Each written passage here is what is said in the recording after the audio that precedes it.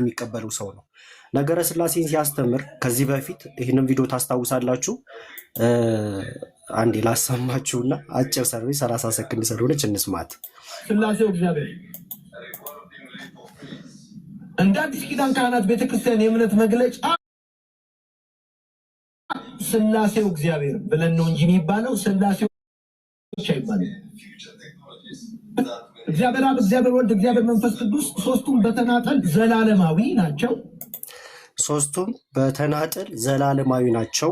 ኦኬ ስላሴው እግዚአብሔር ነው እንጂ የሚባለው ላይ በቃ የሚለውን ነገር ዲፕ ስሙት። ከዚህ በፊት እንግዲህ ይህንን ሲናገር ከስር ግን አሜን ሃሌሉያ እያሉ ነው ሲሰሙ ነበር። ነገረ ስላሴ በፕሮቴስታንት ዘንድ ጭልም ብሎ ከጠፉት ትምህርቶች መካከል አንዱ ነገረ ስላሴ ነው። እውነት ለመናገር ትምህርተ ስላሴ የለም በቃ ከላይ እስከታች ድረስ ማለት ነው። ምናልባት አንዳንድ ትንሽ ስለ መለኮት ላይ ትንሽ የቀመሱት እነሱ ሲያስተምሩ ይሻላል እንጂ የለም ማለት እንችላለን። ምዕመኑ እየጠፋ ያለው ከዚህ ከላይ ጀምሮ ነው። ባይዘው ከላይ ጀምሮ ነው። ዘላለማዊ ናቸው፣ እንዲሁም ሁሉን አዋቂ ናቸው፣ እንዲሁም በአንድ እግዚአብሔር ስር ናቸው። በአንድ በእግዚአብሔር ራስ ጋድሄድ ስር ናቸው።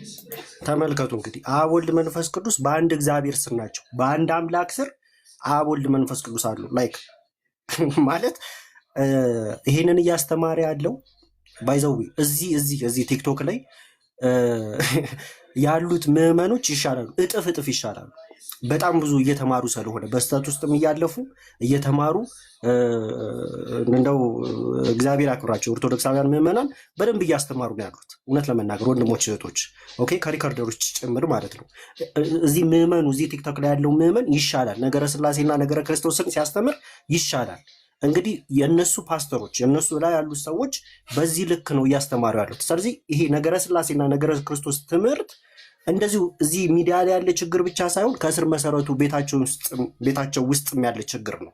ኦኬ ለዛ ነው አሁን ላይ በትናንሽ ምዕመን በምንላቸው ውስጥ አይደለም ችግር እየተፈጠረ ያለው። ልክ እንደኔ ያለ ምዕመን አነስ ያሉ ምዕመን ከስር በሚከታተሉ ምዕመኖች አይደለም ችግር የነገረ ክርስቶስና የትምህርተ ስላሴ ስህተት እየተፈጠረ ያለው ትናንሽ ምዕመኖች ስር አይደለም። ኦኬ ትላልቅ በሚባሉ እናቅባለን በሚሉ በነሱ ነው ትምህርተ ስላሴና ነገረ ክርስቶስ እየተዛባ ያለው። ከዚህ አኳያ ግን ምን እንረዳለን? ከዚህ የምንረዳው ነገር ምንድን ነው?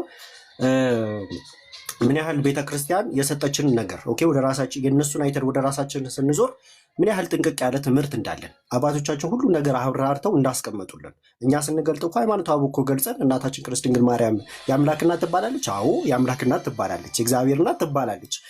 ይሄ ነገር ግን መለኮትን ወለደች አያሰኝብንም? እዛው ላይ ባይዘው ሃይማኖተ አበው ገለጥ አድርጋችሁ ለመመልከት ሞክሩ። የአምላክ እናት ስትባል መለኮትን አያስገኘች ማለት አይደለም እያለ ያብራራል። ኦኬ መለኮትን ላይክ አንድ ብላ አስገኘች ማለት እንዳልሆነ እያለ እያንዳንዱ ሃይማኖተ አበው ክፍል ላይ ያስቀምጣል። የአምላክ እናት ባለበት ቁጥር ጀምሮ ማለት ነው። እውነት ወደዚች ቤተክርስቲያን ጥሰላለን እውነት ፈጣሪ ማመስገን አለብን ብዬ አስባለሁ። ሌላው ግን እዚሁ የቲክቶክ ላይ ችግር ብቻ ሳይሆን የነገረ ስላሴና የነገረ ክርስቶስ ትምህርት ከስር መሰረቱ በየቤታቸው ያለ ችግር ነው ብዬ አስባለሁ። እውነት ለመናገር ልደትሻ ካበዛው ይቅርታ፣ ይህንን ነው ማለት እንፈልገው።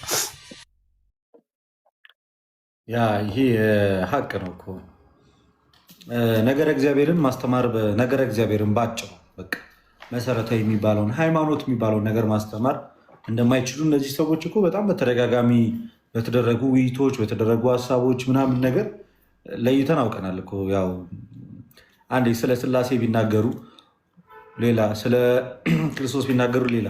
እንደውም በቅርብ የሆነ ቪዲዮ አጣው ምን የሚል ነው?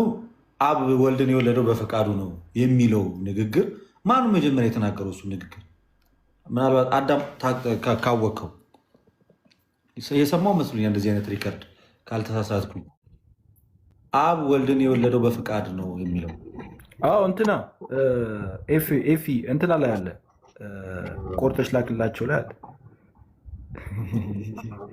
ኤፍሬም ራሱ በአብ በወልድ በመንፈስ ቅዱስ ፈቃድ ነው ወልድ ተወለደ። እንዴት መሰለ ነገሩ ከእንትና ጋር ዲቤት አድርገው ነበር አይደለ? ከእንትና ከሰሙ ጋር ዲቤት ነበር እና ያው እንደምታውቀው ፕሮቴስታንቶች ሀሳባቸውን ይቀያይራሉ። የሆነ ነገር ላይ ይነሱና ከዛው የሆነ በጣም ትልቅ ፋውል ይሰሩና ለሰሩት ፋውል ይቅርታ እንደመጠየቅ ያለፈ ነገር እንትን ማለት መሳሳትን አንዴ ከተሳሳሰው ሰው ሆኖ የማይሳሳት የለም፣ ይሳሳታል ሰው እና ያን ስህተቱ ላለማረም አብ ፍቃድ አለው የወልድና የመንፈስ ቅዱስ ያልሆነ፣ ወልድ ፍቃድ አለው የአብና የመንፈስ ቅዱስ ያልሆነ፣ መንፈስ ቅዱስ ፍቃድ አለው የአብና የወልድ ያልሆነ አለና ዲቤት ገቡ። በዚህ ማለት ነው ተሳስተሃል በሚለው ዲቤት ገቡ ከሰሙ ጋር እና የተወለደው ወልድ ከአብ የተወለደው በማን ፍቃድ ነው የሚል ጥያቄ ጠየቀው እና እዛ ጥያቄውን አልመለሰውም ነበረ፣ እዛ ዲቤቱ ላይ አልመለሰውም ነበረ እና እኔም አላወቅኩም። እዛ እንትና ማን ነበረ ፓስተር አሌክስ ቤት ስንሄድ እንትና ይህንን ጥያቄ አነሳው። ኢዮባ ይህ እንደዛ ብሎ ሲጠይቀው አስበከዋል ወልድ ከመወለዱ በፊት በአብ በወልድ በመንፈስ ቅዱስ ፍቃድ ነው ወልድ የተወለደው ይላል። ሳይወለድ እኮ ነው፣ ሳይወለድ በአብ በወልድ በመንፈስ ቅዱስ እንዴት ሊሆን ይችላል? መወለድ የምታወራው ለምሳሌ ወልድ ከአብ ተወለደ ስንል ወልድ ከአብ ተወለደ ብለን ስንናገር መወለዱን እንትን በጊዜ መቀዳደም ውስጥ ምናምን እንደሌለ እናምናለን። በጊዜ መቀዳደም ማለት ያልኖረበት ጊዜ ምናምን እያለን እንደዛ እያለን አይደለም። ምንም ጥያቄ የለውም። ማንም ክርስቲያን ሆኖ ወልድ ያልኖረበት ጊዜ አለ ብሎ የሚናገር ሰው የለም። የጊዜ መቀዳደም የለም፣ እንደዛ ያለ ነገር የለም። ነገር ግን በፍቃድ ብለን የምንናገር ከሆነ ምን አይነት ስህተት ያመጣል? የሆነ ሰዓት ላይ መፍቀድ አለበት አብ የሆነ ሰዓት ጊዜ ጋፕ አለ ማለት ነው። የሆነ ሰዓት አለ ለመፍቀድ የሆነ ጊዜ ያስፈልጋል እና በዛ ጊዜ ውስጥ ወልድ አልነበረም ብለ ነው ያ እስኪፈቅድ ባለው ጊዜ ውስጥ ወልድ አልነበረም። ከዛ በኋላ አብ ፈቅዶ ነው የተወለደው እያለን ከሆነ ወልድን ፍጡር ያደርገዋል። ሎቱ ስብሐት ይቅር ይበለንና ወልድን ፍጡር ያደርገዋል እና ይሄ እንደዚህ አይነት የተሳሳተ አስተምሮ ኤፍሬም ሲያስተምር ነበር እና ይህንንም ራሱ አድሚት አላደረግም። አሁን ይህንን ተሳስቼ ነው ምናምን ብሎ አላለም። ስለ ፍቃዱም ሲናገር ተሳስቼ ነው አላለም። እዚህም ቦታ ላይ መጥቶ ተሳስቼ ነው አላለም። ግን ደግሞ ሌላም ቀንም ሲነሳ ደግሞ እንደዚሁ ድርቅ አድርጎ የማለፍ ነገር አለና እኔ እንትኑ ላይ ባወራ ደስ ይለኛል። ልደትዬ ይህ ወላዲተ አምላክ እንትን የሚባል ወላዲተ አምላክ አትባልም ምናምን የሚባል ማለት ነው። መጀመሪያ እንትና ዜዶ ተሳስቷል። ምንም በቃ ምንም እንትን የማይል ነገር ተሳስቷል። ወላዲተ አምላክ አትባልም ብሎ መናገር ኢየሱስ ክርስቶስ አምላክ አይደለም ብሎ ከመናገር አይተናነስም። ልክ በፍቃዱን የፈጠረው በፍቃዱን የወለደው ብሎ ሲናገር ኢየሱስ ክርስቶስን ፍጡር ነው ብሎ ከማለት አይተናነስም። ፍጡር ብሎ ከመናገር ወላዲተ አምላክ አትባልም ብሎ ማለት ከእሷ የተወለደው አምላክ አይደለም ብሎ ከመናገር የተናነሰ ነገር አለ። ኢየሱስ ክርስቶስ አምላክ አይደለም ብሎ መናገር ነው ማለት ሶፍት በሆነ ቋንቋ፣ ሶፍት ለእኛ በቃላል እንትን በማይለን ቋንቋ የሆነ በተደበቀ እንትን ምንፍቅና ቀጥታ ባልሆነ መንገድ ኢየሱስ ክርስቶስ አምላክ አይደለም ብሎ እየተናገረ ነው ያለው። እንዲህ ለማለት ፈልጌ ነው በዚህ ወጥቼ ነው ምናምን ይላሉ። ግን እየተናገረ ያለው ከእሷ የተወለደው አምላክ አይደለም። ምን ያደርጋል? ከእሷ ያገኘው ስጋዊ ባህሪ ነው፣ ስጋ ነው። ከእሷ የነሳው ስጋን ብቻ ነው። አንድ ሰው ሲወልድ አካል ይወልዳል እንጂ ባህሪን አይወልድም። ባህሪ አይወለድም። የሚወለደው አካል ነው። የተወለደው አካል ደግሞ እሱ የተወለደው አካል ሂዝ ዲቫይን ፐርሰን ነው። እንደ ፐርሰንነቱ ሂዝ ዲቫይን ፐርሰን ነው እና ይህንን ስህተቱ ላለማረም የእኛም ቤተክርስቲያን ይከሳሉ። እኛ ዲቫይን ፐርሰን ነው ብለን ስንናገር ተርሽየም ኩዊድ ትናንትና ተርሽየም ኩዊድ ምናምን የሚል ነገር አንስቶ ነበር እና የተወለደው ፐርሰን አምላክም አይደለም ማለት ሂዝና ዲቫይን ፐርሰንም አይደለም ማለት ሂውማን ፐርሰንም አይደለም ማለት። አስበው፣ ዲቫይን ፐርሰን ካልሆነ ሂውማን ፐርሰን ካልሆነ ሶስተኛ ነገር ነው ማለት ነው። ዲቫይንም ያልሆነ ሂውማንም ያልሆነ ሶስተኛ እኛ የማናውቀው ሌላ ፍጡር ስለ ሌላ ነገር እየነገረን ነው ማለት ነው። ዲቫይን ፐርሰን ካልሆነ ሂውማን ፐርሰን ካልሆነ ከነዚህ ከሁለቱ ውጭ የሆነ ነገር ነው ተወለደ ብለው እየተናገሩ ያሉት ማለት ነው። እና አንደኛ ከእሷ የተወለደው አምላክ መሆኑን የሚያምን ሰው በሙሉ ከእሷ የተወለደው አምላክ ነው ብለህ የምትናገር ከሆነ ኢየሱስ ክርስቶስ አምላክ ነው ብለህ የምትናገር ከሆነ ደን እሷ ወላዲተ አምላክ ትባላለች።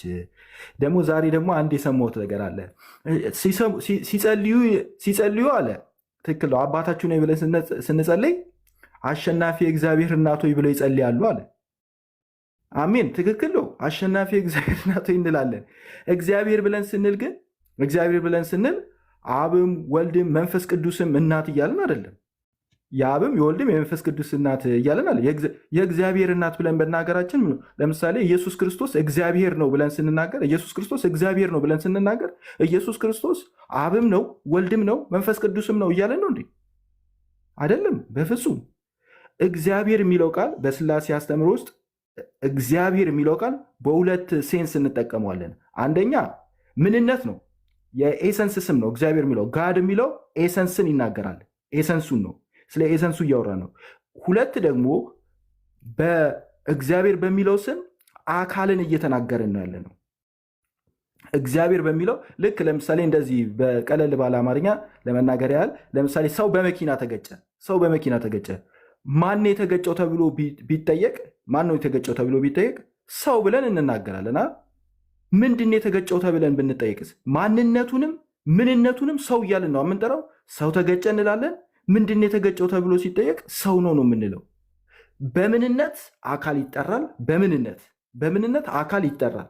በማንነትም አካል ይጠራል። ማን ነው ስንባልም ሰው ብለን እንናገራለን።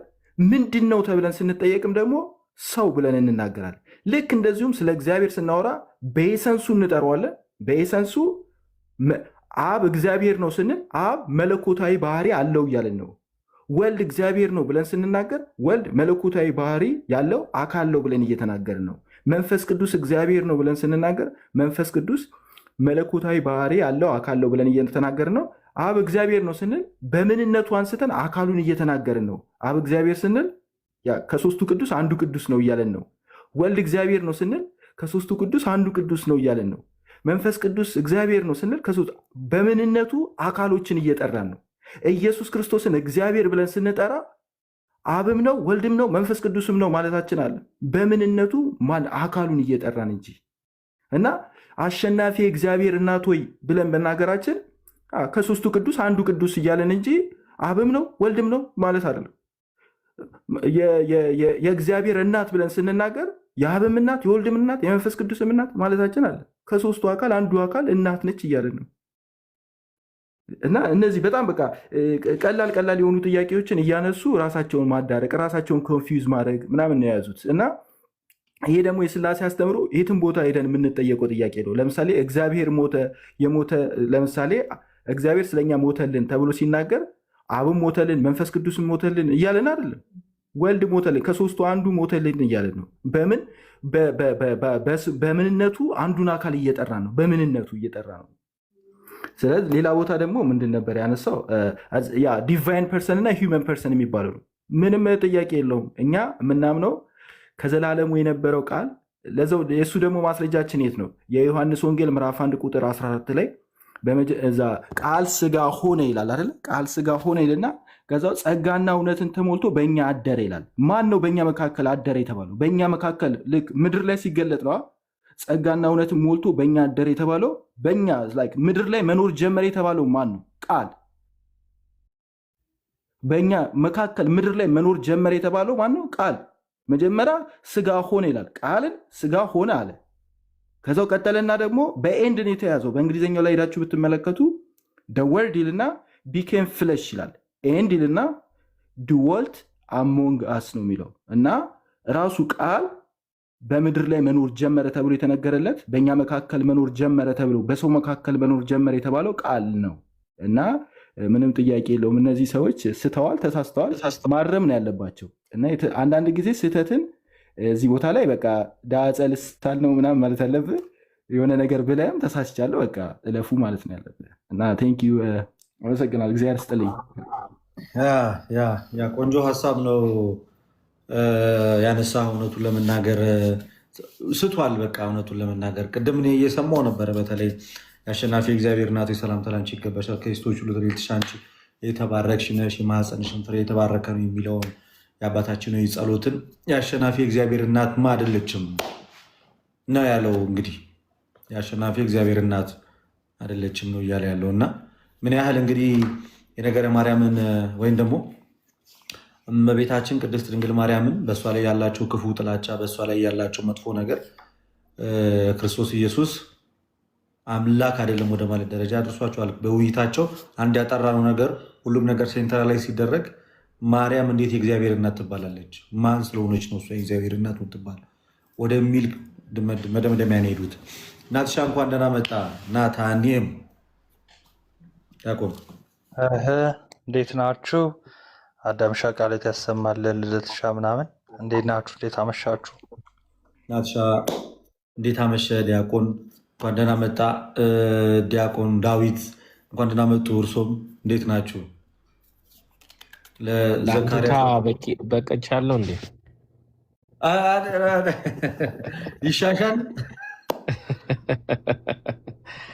አይ ጥሩ ነው ጥሩ ነው። እኔ ግን የምለው ኤርሚያስ ሊመለስ ነው አሉ። አዎ ዲፌንድ እያደረገ ነው። ዕቅበተ እምነት ላይ አሁን ለኦርቶዶክስ ብቻ ነው የምሰራው ብሎ በጣም ይገርማል እኮ። ኧረ አልሰማንም። አይ ዘካርያስ ይንገራችሁ ሙሉ ታሪኩን። ሀሳብም አልሰጠም። አይ ተአምረ ማርያም ላይ ታሪክ ካልተጻፈ ብሎ እየተከራከረ ነበር አሉ። ሰምተውታል እኮ በግለሰብ ቤተክርስቲያን አትወቀስም ማለት ነው። በግለሰብ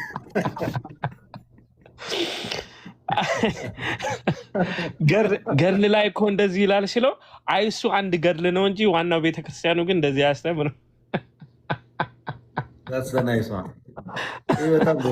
አይ ገድሉ እሱ ገድል ነው እንጂ የቤተክርስቲያን አስተምሮ አይደለም ብሏል። እና ደግሞ አንድ ሰው ተሳሳተ ተብሎ ሙሉ ቤተክርስቲያኒቷ ተሳሳታለች ማለት አይቻልም። ወይ ዲያቆን አልነበሩም እንዴ? አልነበረም፣ ላይቭ ነበረ እሱ። ለዛ ነው ስንት ጉድ አምልጧል። ታሪክ ይሄ ተአምር ካልሆነ ምን ተአምር ይሆናል? ከዚህ ሌላ እንዴ ምን ፈለጋችሁ? አሁን ተአምር የለም ልትሉ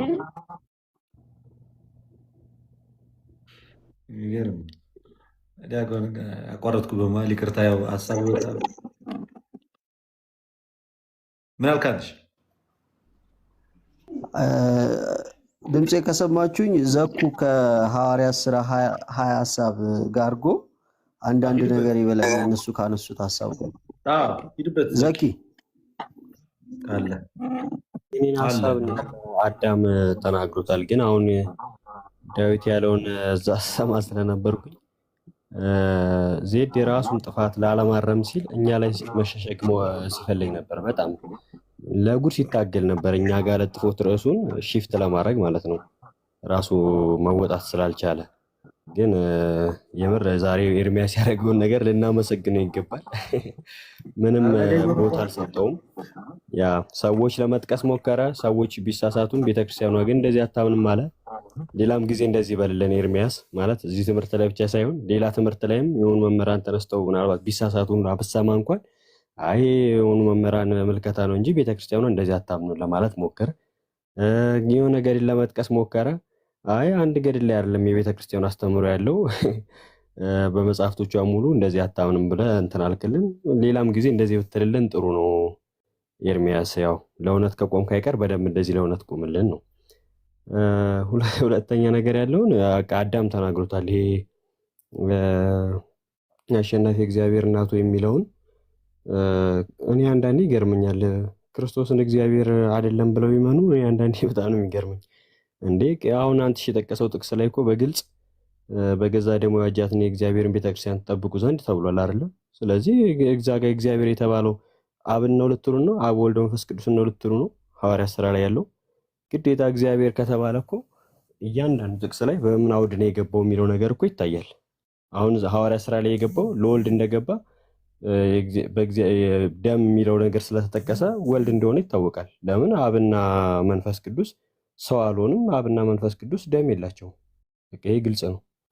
እና በግድ በቃ አለ አይደለ የሆነ ጥምም ያለ ነገር ለማራመድ ካልተፈለገ በቀር ማለት ነው። ሁለተኛ ነገር ደግሞ ከአብን አንጻር እናየዋለን። እግዚአብሔር የሚለውን ከተጠቀማችሁ የግዴታ አብ ወልድ መንፈስ ቅዱስን ከመቤታችን ተወልደዋል እያላችሁ ነው የምትሉን ከሆነ ልክ ኤልሳቤጥ የጌታዬ እናት ስትል ጌታ የሚለውንም እኮ ለአብ ለወልድ ለመንፈስ ቅዱስ እኮ እንሰጣለን። እና ስለዚህ የጌታዬ እናት ስትል ኤልሳቤጥ እመቤታችን ማህፀን ውስጥ የተጸነሰውን አብ ወልድ መንፈስ ቅዱስ ነው እያለች ነው? እንደዛ አይደለም። አምላክን ወለደች ስንል አምላክ የሚለው ለአብ ለወልድ መንፈስ ቅዱስ ስለሚሰጥ አብ ወልድ መንፈስ ቅዱስ ነው እያላችሁ ልትሉ ነው? እንደዛ ማለት አይደለም። አምላክም ስንል ጌታም ስንል የሚገባበት ቦታ አንድ አገባቡ ይፈታል። አንደኛ ቆሮንቶስ ምዕራፍ 8 ላይ ያለው ለምሳሌ ለኛስ አንድ አምላክ አለን ለኛስ አንድ ጌታ አለን ሲል ቅዱስ ጳውሎስ አምላክ ሲል አብ ወልድ መንፈስ ቅዱስን አያገልም፣ ጌታ ሲልም ደግሞ አብን ወልድን መንፈስ ቅዱስን አያገልም። አንድ አምላክ አለን ሲል ወልድና መንፈስ ቅዱስን ያገለል አይደለም። ስለዚህ እነኚህ ቃላቶችን እንደ የሚገቡበት ቦታ ይታይቶ ነው የሚፈታው እንጂ በቃ እግዚአብሔር የሚለው በገባ ቁጥር በቃ ወልድ መንፈስ ቅዱስን ስጋ ለብሰዋል ወይ ደግሞ ከመቤታችን ተወልደዋል እያላችሁ ነው ብላችሁ ባስገግሙ ጥሩ ነው ማለት ሰው የሚታዘባችኋል። ሌላ ላነሳ የምፈልገው ነገር የእሱን ፍራቻ ነው እያሉ ኮመንት ላይም ሲደግፉት ነበረ። በጣም ስለሚለጠጥ እኮ እዛ እሱን ስለፈራ ነው። ለምን አስፈራ? አንተ እኮ ወጥተሃል፣ እኛ ጋር አይደለም። ምን አስፈራ? አሁን እኮ አንተ ምንም መፍራት አይጠበቅብህም። ገባ? እኛ ከሆን እየለጠጥን ያለ ነው። አንተ የራስን ትምህርት ነው ማስተማር ያለብህ እንጂ ወጥተሃል ኦልሬዲ ከኛ ጋር። ኦርቶዶክስ አይደለም፣ ምንም ልትፈራ አይገባም። የኛ መለጠጥ ለአንተ ትምህርት ሊያስፈራ አይገባም። እኛ ስለለጠጥ ነው አንተ ትምህርት ልትክደው ነው እንዴ? ለምሳሌ አሁን ሙስሊሞች በጣም ለጥጠውት ኢየሱስን አምላክ አይደለም ሰው ብቻ ነው ይላሉ አይደል? ሰው ብቻ ነው ይላሉ። አንተ ሰው ብቻ ስላሉ በጣም ለጠው ሰው ብቻ ስላሉ አይ ሰውማ አይደለም አምላክ ነው ልትል ነው? ሰውነቱ ልክድ ነው? እንደዛ እናረግም። እያንዳንዱን ነገር በጥንቃቄ ማድረግ ነው ያለብን። ብዙ ጊዜ ምንፍቅና ሲነሳ በጥንትም አይታችሁ ከሆነ ወደ አንድ ጽንፍ እንዳይሄድብን ሲሉ ያኛውን መካከለኛውን ላለመያዝ ልክ እንደ ሰውነቱን የካደው ማለት ነው እንደሱ ማለት ነው። አምላክነቱ ተቀብሎ ሰውነቱን እንደካደው ከፍራቻ የተነሳ ማለት ነው። እንደዛ ማድረግ የለብንም እና ከዛ አንፃር እዩት። ጨርሻለሁ። ልደትሻ እንትን ሄዳችሁበታል። የዜድ አስተምሮ ህድረት ይመስለኛል የሚያስበው የእውነት ቢመረመር መለኮት ስጋ ውስጥ እንዳደረ አድርጎ የሚያስብ ነው የሚመስለኝ። እንደው ቢጠየቅ የሆነ ፑሽ ቢደረግ።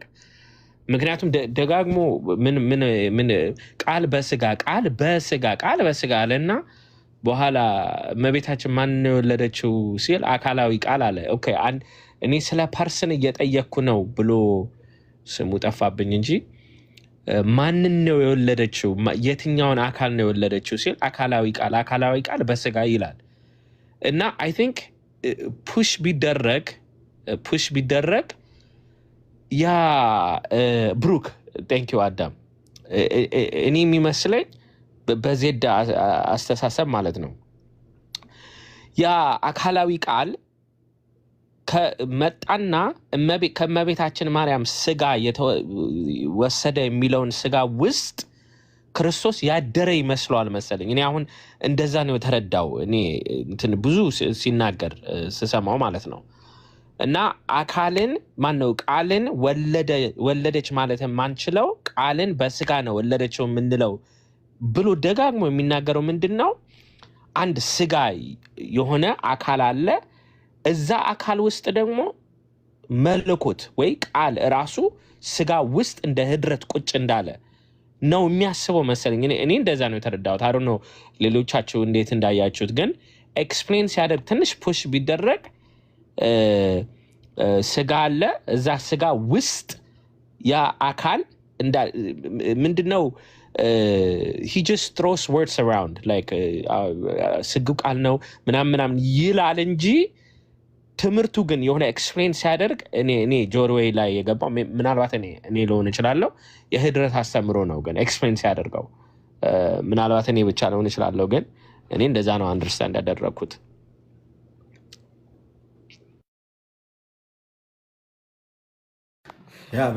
ሁለት አካልም አይነት ነገር አስቀምጧል።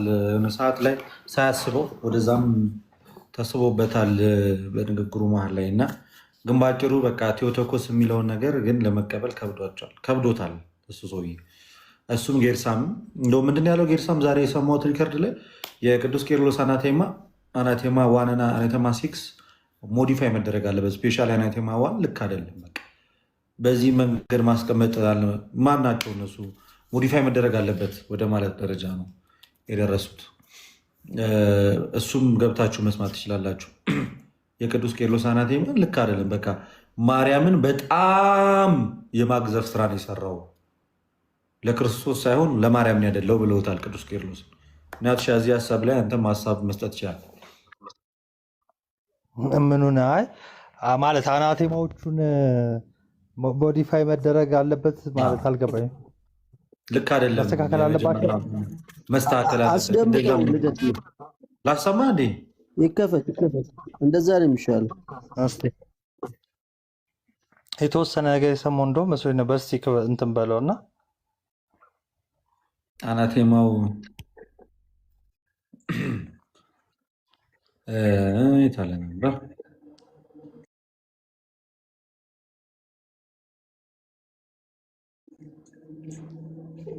በጣም ነገሮች ከፍተዋል ነው ብለን እንኳን አናቴማውን የቅዱስ ቄርሎስ ሰላምታውን አንቀይረውም፣ ይቀልዳሉ። እሺ ማርያም እኔ የእግዚአብሔር እናት ናት ብዬ መቀበል ግዴታ የለብኝም። ሳይቀበሉ የዳኑ አሉ። ቃል ተወለደ የሚለው ነገር እንትን ያለው ይመስላል። ካይንድ ኦፍ እንትኑ ይሄ ለዘመና ይሄ ሞደርን ኤጅ ላንጉጅ መስተካከል አለበት። ይሄ አባባል ሚስ ጨረሰ እኮ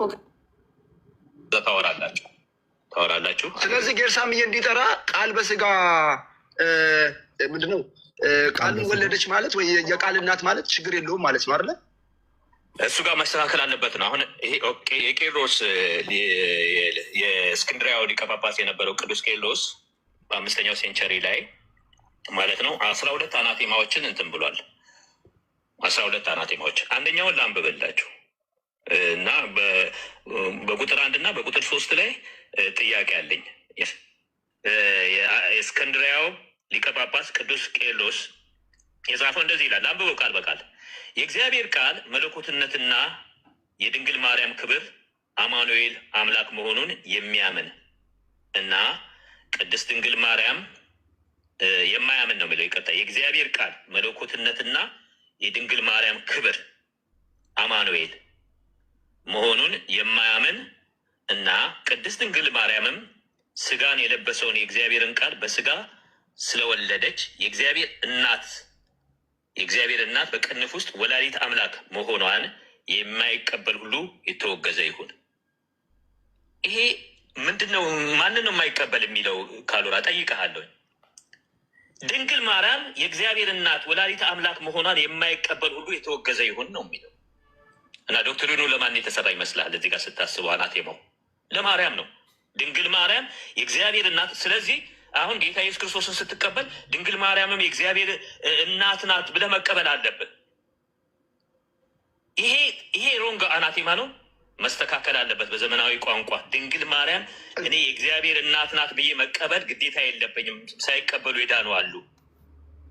ማርያም እኔ የእግዚአብሔር እናት ናት ብዬ መቀበል ግዴታ የለብኝም። ሳይቀበሉ የዳኑ አሉ። ይሄ ነው አንደኛው ፓርቷን ቪዲዮ ናት። አኬ እንኳን ደህና መጣ። እንኳን ደህና ቆያችሁኝ እናንተ ሰዎች። ቀጥሉ። ኧረ ምኑን ቀጠል ነው አባ? አሁን ምን ይባላል ይሄ? ምንድነው? እንደውም አኬን ኮመንት እያየው ነበረ። ጭንቅላታቸውን ቢያስተካክሉ ነው የሚሻለው። ጫማ እግር አልበቃኝም እና አልሆነኝም ተብሎ እግር ነው ጫማው ነው የሚስተካከለው? እንዴት ነው ነገሩ? ቅዱስ ቄርሎስ እንደተናገረው በዚህ ጉዳይ ላይ ሐዋርያት እንድናስብ፣ ሐዋርያት ብቻ ሳይሆኑ ቅዱሳን አባቶቻችን እነ ቅዱስ አትናቴዎስን ጨምሮ ማለት ነው ከቅዱስ ቄርሎስ በፊት የነበሩ አባቶቻችን እንድናስብ እንድናምን የፈለጉት ትምህርት ይህ ነው ያለው። ምን የሚለውን? የአምላክ እናት ናት የሚለውን ማለት ነው። እና በኋላ የሆነ ሰው መጥቶ ለእሱ አልተስማማውም እና ይሄ ይስተካከል ማለት ቀስቀን ነው የምናልፈው። በነገራችን ላይ እነዚህ ነገሮች ይስተካከሉ ማለት በድፍረት ምን ማለት ነው? ጉባኤው በጉባኤ ደረጃ ራሱ ይስተካከል ማለት ነው እና የጉባኤ ኤፌሶን ብቻ አይደለም። ከዛ በኋላ በዚህ ጉዳይ በእመቤታችን ክብርና የአምላክ እናት መሆኗን ደግሞ በደንብ የራሳቸው የሚቀበሉት ጉባኤ ኬልቄዶን በደንብ ነው የሚያሰፍረው ማለት ነው። እና እግዚአብሔር ይማርህ፣ ያው ጭንቅላታችሁን አስተካክሉት ነው የምንለው፣ ያው ብዙ ስለተባለ ማለት ነው። ከታች አይተሃል፣ ንስጥሮስን አልመረዙትም፣ አልገደሉትም። እንዲህ ምን ንስጥሮስ ብቻ ብዙ ነገር አለ እንዲህ ከዛ በፊትም ከዛ በኋላ ጥርቅም ናቸው።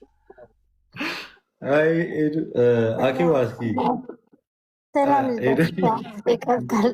እኔ ቦታ ልልቀቅላችሁ። ሁላችሁንም ሰላም፣ የክርስቶስ ሰላም ከሁላችሁም ጋር ይሁን። የተወደዳችሁ ወንድሞች እና አኪም ሁላችሁም ጠፋችሁ፣ በጣም ናፍቃችሁናል። ልደተ ቃል እናቱ ሁላችንም እና እኔ አንድ ሀሳብ ብሰጥ ማለት ነው በጥላቻ የተመሰረተ ወይም በተቃውሞ የተመሰረተ መጨረሻው እንደዚህ ነው። በጣም ያሳዝናል። ለምንም ነገር ታማኝነት የላቸውም። ሶላ ስክሪፕቶራ ይሉናል። ምንም ግን ለሶላ ስክሪፕቶራ ታማኝ እንዳልሆኑ ጅስ በኦርቶዶክሲ ጥላቻ የተመሰረተ እምነት መሆኑ ነው እኔ የገባኝ አሁን ባየሁት ዙሪያ ማለት ነው። እና ካህንጌርሳም ባለፈውም ለእኔ መስዋዕት አቅራቢ፣ መስዋዕት ተቀባይ፣ መስዋዕቱም እሱ ራሱ ነው፣ ሁሉም ራሱ ነው። የኦጄ ትምህርት ነው። ይህም መቀየር አለባቸው ያለ ነው። እንግዲህ አኮርዲንግ ቱ ሂም ጉባኤቶችን ሁሉ መቀየር አለብን፣ የቀራቸው መጽሐፍ ቅዱስ መቀየር አለበት ብለው በግልጽ አለመናገራቸው ብቻ ነው። which is they already did። መጽሐፍ ቅዱስም ቀይረውታል እኮ አይቀበሉም። የክርስቶስ ቃል እንቀበላለን ይሉናል እንጂ እንደማይቀበሉ ራሳቸው ሲከራከሩ ይውላሉ። ማርቆስ 16:16 ወንጌል ዮሐንስ 6 የክርስቶስ ቃል በቃል የተነገረው እንኳን ይቃወሙታል፣ አይቀበሉትም። እና እንደው ሶላ ስክሪፕተራ የሚለው ትምህርት ገደል እንደገባ ነው ያየሁት። ሁለተኛ ከኦርቶዶክሲ ጋር ሶላ ስክሪፕተራ ብለው ሊከራከሩ እንደማይመጡ እንግዲህ ፈሽሎባቸዋል። ያንትናቸው ሌላ ዛሬ የታዘብኩት በጣም የገረመኝ ክሪስቶሎጂ የኢትዮጵያ ጥርት ያለ ነው ብሎ ቀለም የራሱም እየተናገረ ነበር እና ከዛ መጨረሻ ላይ ግን ይህንን ክሬዲት ኦርቶዶክሲን እየሰጡ ያለ ልክ ወንድማቸውን ስህተት ሆኖ ተሳስተሃል ይሄን አስተካክል ከማለት ይልቅ አዎ በሜሪዮሎጂ የጠራ ትምህርት ስለሌላት በሜሪዮሎጂ ግን አዎ ቤተክርስቲያኒቷ ስህተት ነች እያሉ የእሱን ስህተት ከማስተካከል በክሪስቶሎጂ በጣም ስቶ እያዩት ለሱ እንኳን ርኅራሄ እንደሌላቸው ነው ያሳየኝ ማለት ነው። እና ሰው እንዲወድህ አይደለም ትምህርት እንትን ማድረግ ኢትስ ቬሪ ሲሪየስ። ይሄ ስለ ሳልቬሽን ስለ ኢተርኒቲ ነው። እንግዲህ እንደ ክርስቲያኖች ሁሉም ሰው እዚህ መጥቶ ሲናገር አንድ ነገር ዋና ነገር የምናስበው ኢተርኒቲ እና ዘላለማዊነት ነው አይደል?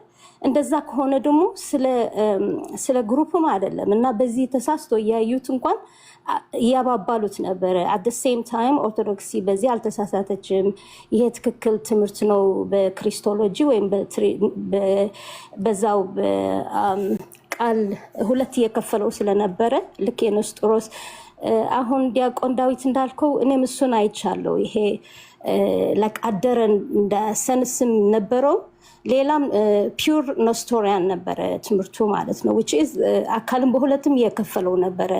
ደጋግመው ሲጠየቅም በትምህርቴ እጸናለሁ ብለዋል እና እንግዲህ እሱ ከነሱም ጋር የተከራከረ ነበር። እንደ ጸና እያዩ እንኳን እሱ እንደተሳሳተና ከማረም ይልቅ ያው ያረሙት ነበረ። እውነት ግን መጨረሻ ላይ ወደ ስህተቱን ወደ ኦርቶዶክሲ ለማጣበቅ የሱ ስህተት ወደ ኦርቶዶክሲ ለማጣበቅ ማስተባበላቸው ደግሞ ደንቀውኛል፣ ትገርም ያለው እና አንድ ውሸት ስለተረጋገመ እውነት አይሆንም። በእውነት እግዚአብሔር ያሳፍራል። ይሄን የእግዚአብሔር ስራ ነው ያየሁት ያለ። ምክንያቱም የክርስቶስ ሙሽራ የሆነችዋን ኤክሌሲያ ቤተክርስቲያን በደሙ የዋጃትን ቤተክርስቲያን አዋርደዋታል፣ እያዋረዷት ነው እና ጊዜያቸው ደርሷል። እግዚአብሔርም እያዋረዳቸው ነው። በትምህርታቸው እያየናቸው እና እናንተም ብዙ ስራ እየሰራችሁ ስለሆነ በጣም ነው መወዳችሁ፣ ማመሰግናችሁ። ቀጥሉበት፣ አትጥፉ። እንደው ለእናንተ ብዙ ላይ መስላችሁ ይሆናል። የሰራችሁት ግን በጣም ትልቅ ነው፣ ትልቅ ነገር የሰራችሁ ነው እና አትጥፉ። ውድ ወንድሞቻችን እንወዳችኋለን። አመሰግናለሁ። ቴንኪው ልደትዬ። ቴንኪው።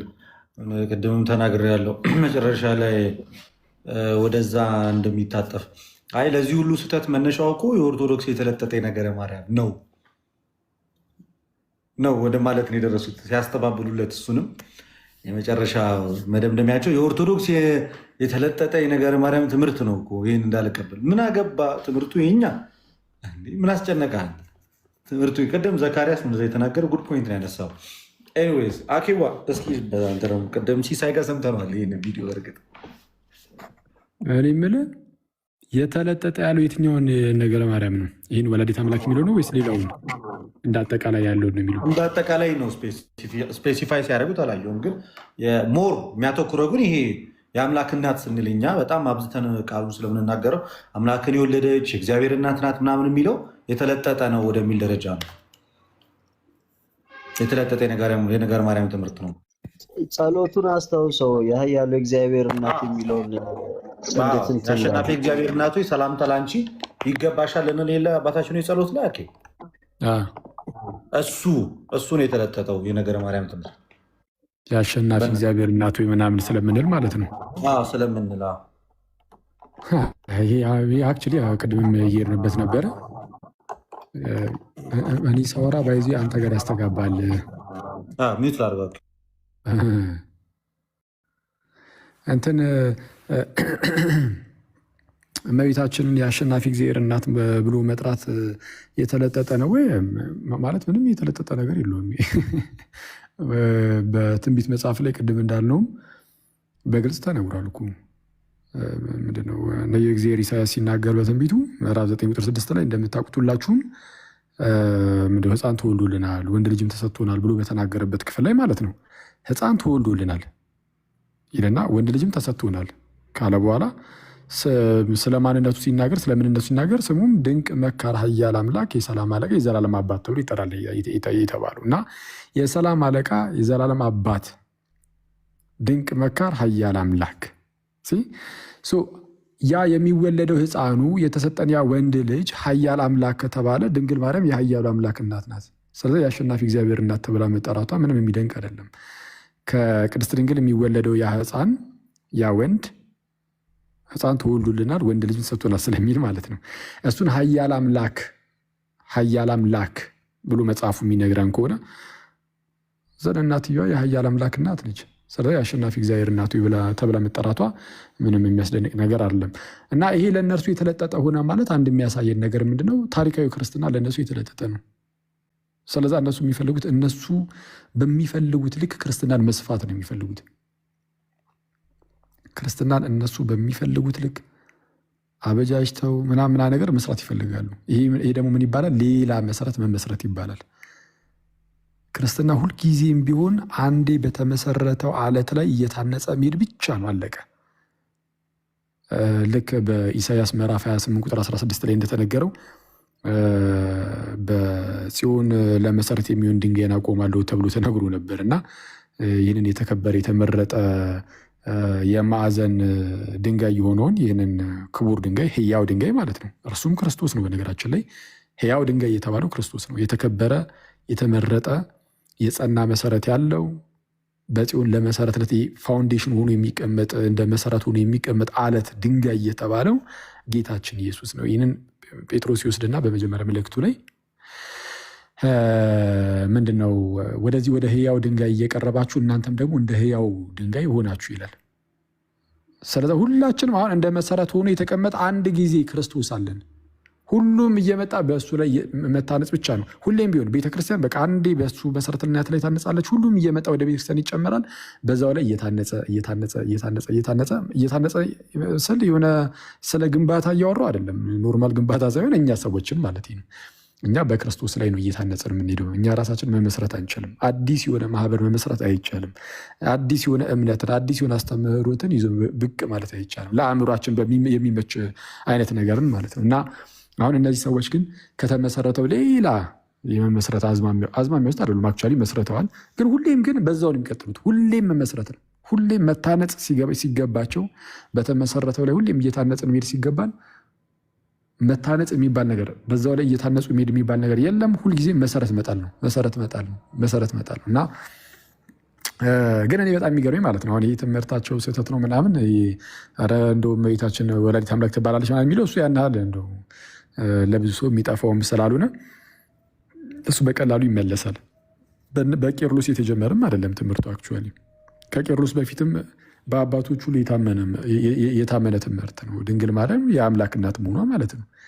ወይም የአምላክ እናት መሆኗ የሚካድ አልነበረም ከጥንትም ቢሆን ማለት ነው።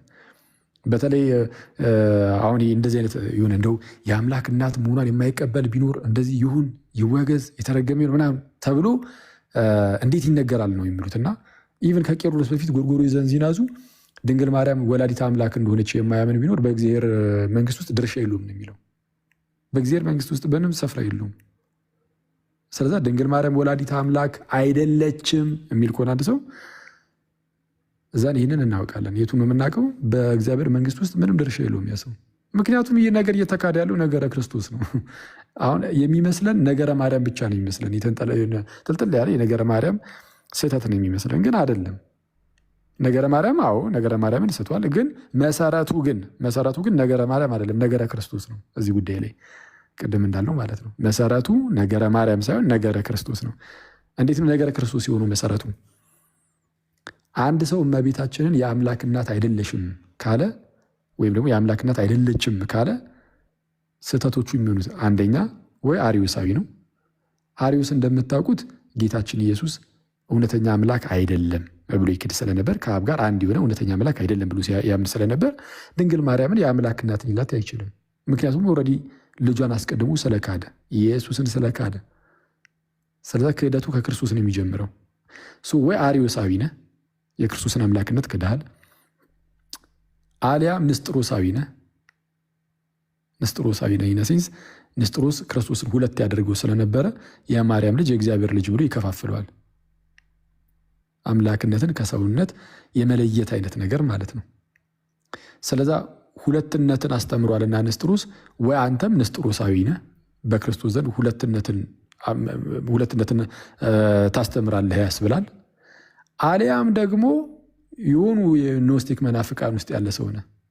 ቫለንቲኒያን ነህ ለምሳሌ ማለት እነ ቫለንቲኑስ ወይም ደግሞ እንደ አጠቃላይ ዶሴቲክ መናፍቃን ማለት ነው። እነሱ ምን ብሎ ያስተምሩ ነበር? ክርስቶስ ከእመቤታችን ምንም ስጋን አልነሳም ብሎ ያስተምሩ ነበር። ስለዛ ዝም ብሎ ልክ ውሃ በቱቦ ውስጥ እንደሚያልፈው በእመቤታችን በኩል ዝም ብሎ አለፈ እንጂ የምርም የእርሷ የማህፀኗ ፍሬ በዛ ደረጃ ነው አይደለም ይላሉ።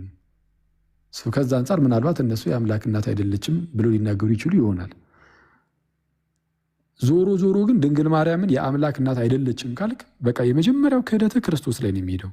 ከዛ በኋላ ነው ክርስቶስ ላይ ክርስቶስን በመካድህ ምክንያት ወይም ነገረ ክርስቶስን በመካድህ ምክንያት በመሳትህ ምክንያት እዛ ላይ ነገረ ማርያም ላይ ትስታለህ ማለት ነው። ቅድም እንዳልኳችሁ ነገረ ክርስቶስ ነው ነገረ ማርያምን የሚወልደው። ነገረ ማርያም ነገረ ክርስቶስን አይወልድም። እመቤታችን ጌታ ኢየሱስን ወልደዋለች። በአስተምህሩ ደረጃ ግን ነገረ ክርስቶስ የሚመጣው ከነገረ ማርያም እየተመዘዘ አይደለም። ነገረ ማርያም ከነገረ ክርስቶስ እየተመዘዘ ነው የሚመጣው። ይገባችኋል ብዬ ተስፋ አደርጋለሁ። ክርስቶስ አምላክ የሆነው ድንግል ማርያም እንደዚህ ስለሆነች ነው ተብሎ አይነገርም። ክርስቶስ አምላክ የሆነው እመቤታችን እንዲህ ስለሆነች ነው አይባልም። እመቤታችን የአምላክ እናት የሆነችው ግን ልጇ አምላክ ስለሆነ ነው ተብሎ ይነገራል። መሰረቱ ነገረ ክርስቶስ ነው ማለት ነው። አሁን ይገባችኋል ተስፋ አደርጋለሁ። ነገረ ማርያም የሚቀዳው ከነገረ ክርስቶስ ስለሆነ ሰው ነገረ ማርያም ላይ ከሳተ በቃ ነገረ ክርስቶስ ላይ ይስቷል። ምናልባት ግን ነገረ ክርስቶስ ላይ ሳይስት ነገረ ማርያም ላይ ብቻ እየሳተ ከሆነ በቃ ያኔ የሆነ የመናፍስት መጫወቻ ሆኗል ማለት ነው። ማለት እመቤታችን ላይ ግልጽ የሆነ ጥላቻ ይዞ የመጣ ሰው ነው ማለት ነው። ድንግል ማርያም ላይ በቃ ግልጽ የሆነ ጥላቻ፣ ዝም ብሎ በጣም የሚያሳውር አይነት ጥላቻ ይዞ የመጣ ሰውን ያስብላልና ሰው ምን እያልኩኝ ነው? ይህ ትምህርት ይህ እንዳለ ሆኖ ግን ፕሮቴስታንቶቹ ግን ይህንን እንዴት ነው ሃንድል ማድረግ የሚችሉት? አሁን እሱ ነው በጣም አደገኛ የሚያደርገው ነገር ማለት ነው ጋይስ። ኦኬ አንድ ሰው ለምሳሌ አይ ድንግል ማርያምን እንደው ኢየሱስ አምላክ እንደሆነ አምናለሁ፣ ግን በቃ ልክ እያንዳንዶች እያሉት እንዳሉት ማለት ነው። ቃል እንደመሆኑ ከዘላለም ያለ ነው። ከእመቤታችን መቼስ አይገኝም፣ የተገኘው ስጋው ነው። ስጋውን የተገኘውና ከቅድስት ድንግል ከዛ አንጻር በቃ እኔ የሰው እናት ምናምን የክርስቶስ እናት ምናምን እላታለሁ፣ የአምላክ እናት ብዬ ግን አምላክ የሚለውን ቃል ተጠቅሜ ከድንግል ማርያም ጋር አላገናኝም ብሎ ቢናገር ለምሳሌ አንድ ሰው እየተናገሩ ስለሆነ ልክ በዚህ መልኩ ቢናገሩ ማለት ነው አምላክ የምትለዋን ቃል አልሰጥም ቢሉ እችን ስፔሲፊካሊ አምላክ የምትለዋን ቃል አልሰጥም ቢሉ በምንድን ነው እነዛ ሰዎች አሁን ፕሮቴስታንቶቹ እንዴት ነው ሊመልሱላቸው ሪያክት ሊያደርጉ የሚችሉት? እንዴት ነው ይህን ነገር በዚህ ነገር ላይ ማለት አይ እንደው ልክ እኛ አሁን እንደምናስረዳው ድንግል ማርያም አሁን የአምላክ እናት ናት ሲባል እንዴት ነው ድንግል ማርያም ምንድን ነው የወለደችው ተብላችሁ ስትጠየቁ ድንግል ማርያም ምንድን ነው የወለደችው ከተባለ አምላክም ሰውም አይደል? ድንግል ማርያም የወለደችው ምንድን ነው? ይሄ የምንነት ጥያቄ ነው፣ የባህሪ ጥያቄ ነው። አየህ ማለት ምንድን ነው ያ የወለደችው እሱ ምንድን ነው አይነት ነው። ቅድስት ድንግል የወለደችው እሱ ምንድን ነው? አምላክ ብቻ ነው አይደለም፣ ሰው ብቻ ነው አይደለም፣ አምላክም ሰውም የሆነ ድንግል ማርያም ማንን የወለደችው ከተባለ ስለ ማንነት እያወራን ከሆነ አምላክን። ድንግል ማርያም ማንን የወለደችው ከተባለ የማንነት ጥያቄ የፐርሰንት ጥያቄ ሲሆን አምላክን። ለምን የአምላክ አካል ነው ያለው፣ ከዘላለምም ያለው የአምላክ አካል ነው። መቶ ስጋን የነሳው ስጋን ሲነሳም ደግሞ ያ ስጋ ራሱን የቻለ ማንነት የለውም ማለት ለብቻው ማለት ነው የለውም። ስለዚህ ማንነትን ያገኘው ያ ስጋ ራሱ በዛው በቃል በዘላለማዊ የአምላክ አካል ማንነት ላይ ስለሆነ ከማንነት አንጻር ከተጠየቀ ቅድስት ድንግል ሁሌም ቢሆን የአምላክ እናት ነው ተብላ የምትጠራው። ከምንነት አንጻር ሲሆን ያ የወለደችው ያ ኢየሱስ ማለት ነው ያ አካል ምንድነው ከተባለ አምላክም ሰውም ነው፣ አምላክም ሰውም ነው ተብሎ ይነገራል። እና ለማንኛውም ግን ይህንን ያዝ እናደርገውና ማለት ነው አሁን እንደዚህ ብሎ አሁን በዚህ መልኩ እንደዚህ መጽሐፍ ቅዱስ ላይ አሁን የሆነ ማለት ብላክ ኤንድ ዋይት ሆኖ ይቅርታ ከማለፈ በፊት እዚህ ጋር ሜን ፖይንት ስላለ ብዬ ነው። በጣም ይቅርታ።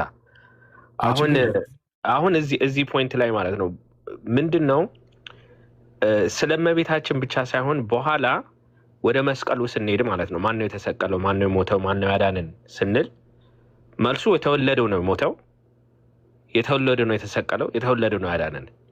ይህንን መርሳት የለብንም።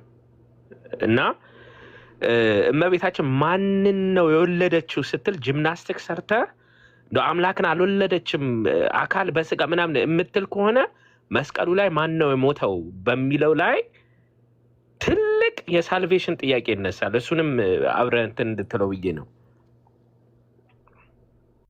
ትክክል ዲቭ፣ በጣም ጥሩ ነገር ነው ያነሳው። እስቲ እንደውም ትንሽ እስቲ ሂድበትና ከዛን እንትን እንበል እስቲ። ይህ በጣም አሪፍ ነው። ምክንያቱም አምላክ ሞቶልኛል ብለው ላያምኑ ነው ማለት ነው። እንዲ ሰዎች አምላክ ያልሞተለት ደግሞ እንዴት ሊድን ነው? እስቲ ሂድበት ትንሽ እባክህን።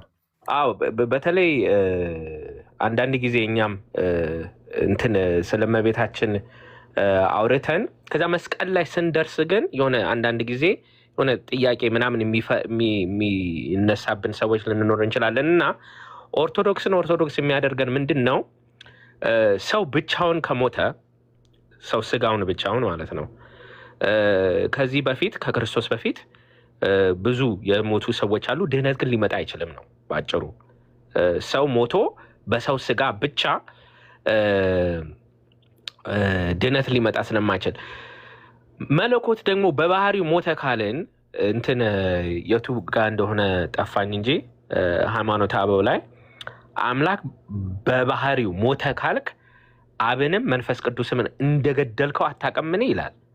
በባህሪው ሞተ ካልን ማለት ነው። ስለዚህ መልሱ ምንድን ነው? በተዋህዶ አንድ አካል የምንለው ለዚህ ነው። ዊዛውት ሴፐሬሽን ዲቪዥን ቼንጅ ሴፐሬሽን ብለን ዩኒቲ አንድ ነው የምንለው ለዚህ ነው፣ ተጠንቅቀን የምናወራ ማለት ነው። ስለ እመቤታችን ቅድስት ድንግል ማርያም የወለደችው አምላክን ነው። ግን አሁን እንደተባለው አምላክን ነው ስንል ምን ማለታችን ነው? ፍጹም አምላክ ፍጹም ሰው የሆነው ክርስቶስ ነው የተወለደው። እንግዲህ አምላክም ሰውም ነው ካልን በኋላ መስቀል ላይ ማን ነው የተሰቀለው ስንል እሱ የተወለደው ነው የተሰቀለው። የሞተው ማን ነው? የተወለደው ነው የሞተው። ያዳነን ማን ነው? የተወለደው ነው ያዳነን። ቅዱስ ቄርሎስ ያ ሁላችንም ከዚህ በፊት እንደምናውቀው እንግዲህ እንግሊዝኛውን ተተረጉማላችሁ በኋላ ብላክ ስሚት ኤግዛምፕል የሚሰጠው ብረትና እሳትን ተዋህዶ አሁን እሳት እንትን ቤንድ አያደርግም፣ አይታጠፍም። ግን ያ እሳትና ብረቱ የተዋህደው ያ ብረት ሲመታ ብረቱ ሲታጠፍ ከሱ ጋር የተዋህደው እሳት አብሮ ይታጠፋል ነው ትምህርቱ። ስለዚህ አሁንም አምላክ ብቻውን በባህሪው ሞተ እንዳንል የተዋህደ ስጋ ለብሷል። ስጋ ሰው ብቻውን ነው የሞተው እንዳንል ደግሞ ስጋ ደግሞ ድህነት ሊያመጣ አይችልም። ስለዚህ በተዋህዶ የምንለው ለዚህ ነው። ይሄ ትምህርት ቅድም እንዳልኩት ለመለየት ከተሞከረ እመቤታችን ማርያም ወለደች የሚለው ጋር ብዙ ፎከስ ማስደረግ የሚያስፈልገው ለምንድን ነው? ሌላ የወለደች ከሆነ በኋላ መስቀል ላይ ደግሞ የወለደችው ሌላ ነው ልንል ነው። እና ይህንን ነው እንግዲህ እንግሊዝኛም ትምህርቱን በእንግሊዝኛ ስለሆነ ያስኩት ምናልባት በአማርኛ ተተረጉሟል። ኦኬ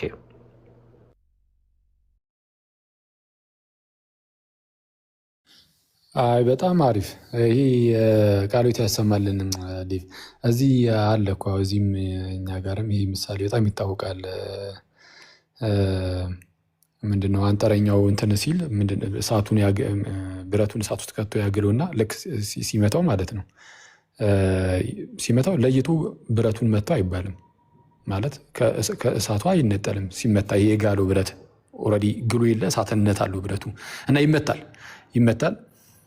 ግን ጉዳት የሚደርሰው ግን በዚህ በብረቱ በኩል ነው እንጂ እሳቱ ራሱ ግን አብሮ ያንን ጉዳት በራሱ እንደ እሳትነቱ ግን ያ ጉዳት ግን ይደርስበታል ማለት አይደለም። ልክ እንደዚህ ሁሉ ጌታችን ሲሰቀል በቃ ምንድነው በጥፊ ሲመታ መለኮት የተዋህደውን ፊት ነው የመቱት። አለቀ ማለት መለኮትን ነጠል እያደረጉ ስጋውን ለብቻው አምጥተው ምናምን የሚባል እንደዚህ አይነት እንዲህ ያለ ነገር የለም። እና ግን ምንድነው ይህ ሁሉ ነገር ይሄ ህመም የሚስማማው ሞት የሚስማማው ምናምን ስጋው ስለዛ ስጋው ስለሆነ ከዛ አንጻር መለኮት ታመመ መለኮት ሞተ ምናምን አንልም።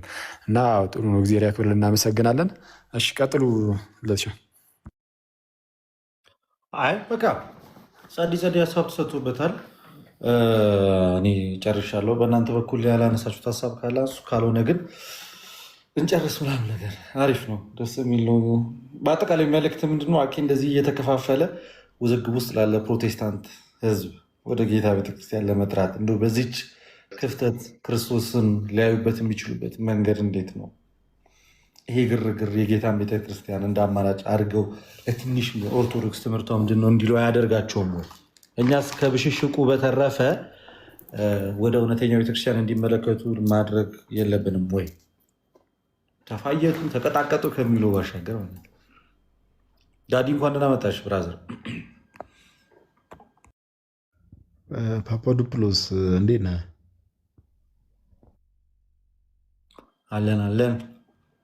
ቀጥሉ። ጋዲም ሀሳቡ ይሰጣል ከገባ ቀን።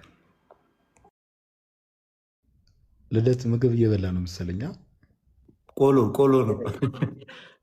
አይ በቃ አንቺ እኮ ይሄ ሲጀመር እኔ ባለፈው ነገር ነበር እኮ አንተ ጥሪ መነኩሴ የመሆን ጥሪ ነው ብዬ ነበር። መለማመድ ጀመርክ? ደግሞ ያገኘኸው ነው እንደ አንተ ጥሪ መነኩሴ ነው የምትለው። እኔ እኮ እኔን ስትለኝ እኮ ነገር ታይቶት ይሆናል ብዬ ነበር። አይ ሲጀመር ሾርኒው እኮ ለአኬ ነው። አኬ ገዝተ ላይ ስላለ ነው። አንቺ ጭስ እንዴት ነሽ? አለሁ አለን። አይ ጸዴ ነው። አኬውስ ሰላም እያለ ብሮስኪ እንዴት ነህ? ልኝ ፓፓ አለን ይመስገን አምላክ። ይመስገን። ቀጥሉ። ከታች ዩባ እያናገረ ነው። አንተ እውነቱን እኮ ነው። እንዲህ የተቆረጥኩ ምን አላየሁትም። ምን ብሎ ነው ልደትን የቆረጠው ሰውዬ ተያዘ ወይስ አመለጠ እያለኝ ነው። እቺ አንቺ ናት አክል እመቤቴ ተያዘ። አይ የምር ግን አመለጣ። አውቄ እኮ ነው ራሴን ትልቁ ላይ ያደረኩት እና ቪዲዮ ያበራት ያውቀሽ እንኳን አይደለም። አልወደዳችሁትም? አይ እንትን ነበር በቪዲዮ አሁን ላይቭ ላይ ነው በደንብ መሰለኝ ግልጥ ብሎ የወጣው። በቪዲዮ ግን እንደዚህ ወይስ የመሀሏ ለብቻዋን ማደግ ጀመራ ነው? ፊት ለፊት ላይ ያለችዋ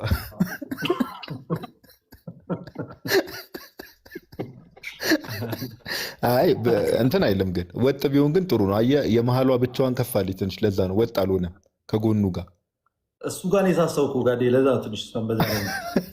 ኧረ ዋናው ጤና እንደ ሀብቱ ይምጣ እንጂ ችግር የለም። ታስተክላለህ ፓፓ። እሱ እውነት ነው።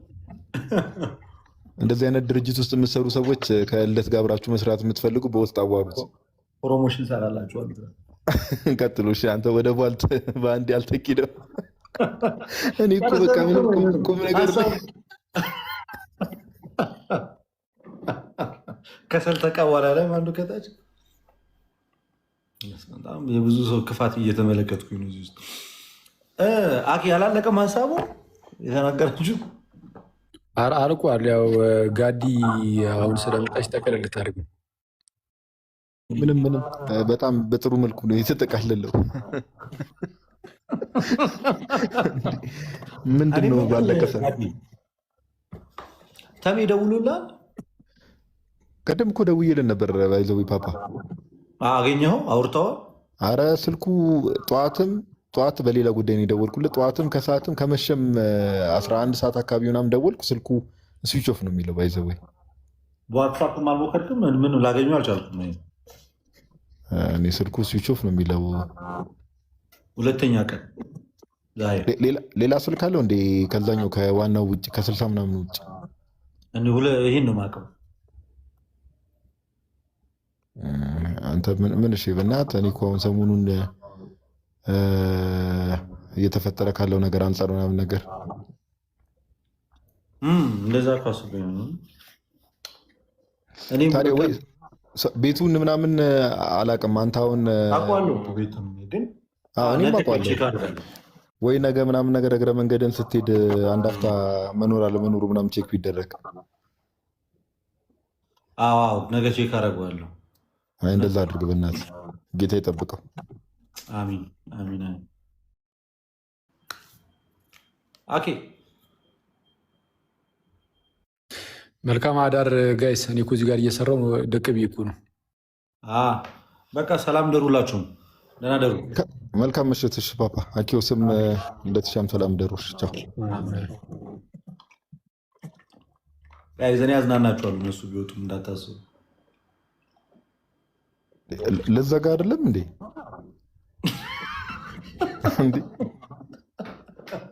አንቺ ሳክስ ይደብራል ጋዲ። እኔ እኮ ልዘጋ ምናምን መስሎኝ ነው የፈጠነ እኮ ኮስተር ብዬ ሰላም ደሩ። እኔ እናንተ እያወራን መቆየት እንችላለን። ትንሽ የተወሰነ እኮ እንቡልጥ። አንተ ቧልተም እኮ መወለድ ትንሽ አስፈሪ እየሆነ መጥቷል። አሁን እኮ አስቸጋሪ ሆነ። በጣም ብዙ ነገር ከባድ ነው። ዝም ብለህ አሁን በእኔ ፀጉር ብቻ ነው መቀለድ የምችለው። አይ እንትን ነው አሁን ይመስለኛል። ደግሞ ወፈራል መሰለኝ። አይ ቲንክ ሶ መልሰህ ደግሞ መልሼ የተወሰነ ኪሎ ያስታውቃል። በጣም የሚገርም እኮ ልክ ጾም ሲገባ የምትወፍረው ነገር በጣም የሚደንቅ እኮ ሰውነት በጣም ነው።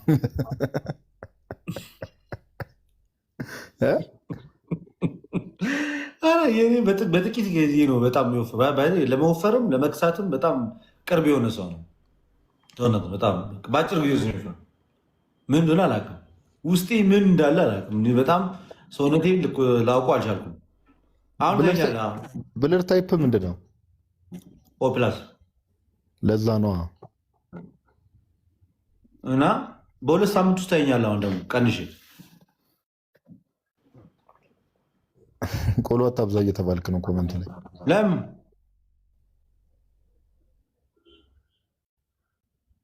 ምክንያቱን አላውቅም። እስኪ አስቀምጡለት። አይ በጣም ቀንሼ ነበር። ኧረ በስመ አብ ለእኔ በደንብ ታውቀኝ ነበር።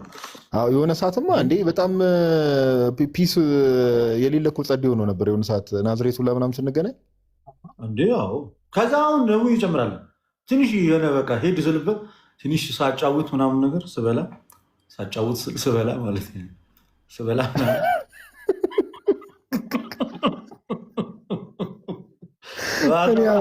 እኔ አማርኛ ቋንቋው ራሱ እኮ በጣም አስቸጋሪ ላንጉጅ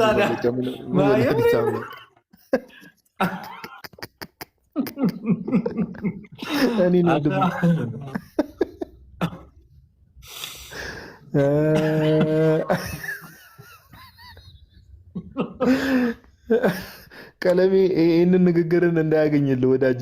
ኧረ አንተ ሙስሊሞች ግን በጣም ተጨካክነናል። አንተ ኤርሚያስ ጋር ገብቼ ምናምን መች ትላንትና እኔ እንዴት እንደመጡ አላውቅም። ሪፖስት ላደርግላቸው ነበር። ከዛ ገብቼ ላወራው ስል ማለት ነው ገብቼ ላወራው ምናምን ነገር በዚህ ጉዳይ ላይ ሸምጥቶ ነበረ።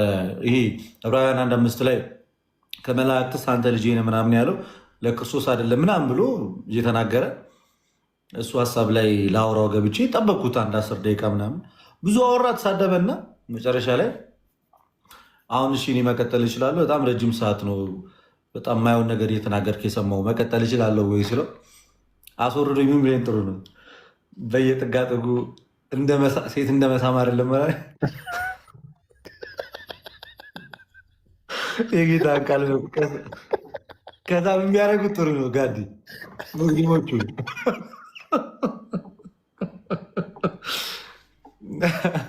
ሙስሊሞቹ ሪከርድ አድርገው የሆነ ጊዜ የተፖሰተ ፎቶ አልነበረ ንምታቂ ከሱ ጋር አንድ ላይ ያሰሩት ያን እኮ በጣም ብዙ ነገር ተብሎ ምናምን አልፏል። እንደ አዲስ ከሱ ሳውንድ ጋር ለቀቁት፣ ከኤርሚ ሳውንድ ጋር። አይ ኤርሚ በእርግጥ ያው በፊትም በጣም ብዙ ጊዜ ብሔረ ጽጌን ምናምን ነገር ምሳሌ አድርጎ ያመጣልና ጀለስ የራሷን ልምድ ነው ለሰው የምንለጥፈው ይመስለኛል። ብሔረ ጽጌ በጣም ብዙ ጊዜ ሲል እሰማዋለሁ እኔ ራሱ። የእሱን ቪዲዮ የእሱን ንግግሮቹ ሰምታላ ምን ሲል እንደነበረ ምንም አይለው ነገር አለ ፓፓ። እንደ ምንድነው እንደ ሰርግ ቤት ድስት ማንም ደግሞ አሁን ለሌላ ሪከርድ ራስን አትጋብዝ። እኔን ሪከርድ አድርጎ ለቀው እኔ አልቻልኩም። በቃ አየሁትና አልኩ በቃ ድሮም ሞኝና ቲክቶክ የያዘውን አይለቅም ስልክ የያዘውን አይለቅም የተባለው እውነት ነው። አይ ባይዘዌ እነዛ ጭሶች የሚለቁትንም ብዙ ጊዜ እኔ የሙስሊም ሪከርደሮች በጣም የሚያዝናኑ የሚለቁትን የማያውቁ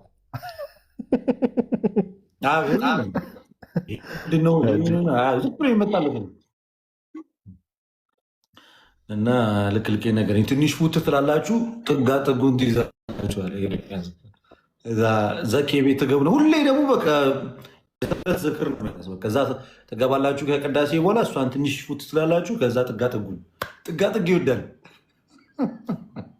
ኧረ እንትን ራሱ ዘኬ ምናምን ይናፍቀዋል መሰለኝ። በጣም የሚናፍቀው ነገር መሰለኝ ሳስበው። በጣም ብዙ ጊዜ ነው የሚያነሳው እሱን ሀሳብ። እንግዲህ በጣም ብዙ ጊዜ ነው የሚያነሳው። እስቲ ወይ ኒውዚላንድ ምናምን ስንገባ እዛው ማህበር እንጀምርለታለን፣ እዛው እሱ ባለበት ሀገር። እኔ ያለው እኮ እዛ አካባቢ አኬ ደውለህ አንተ በዚህኛው ስልክ ሚዩት ላድርገው።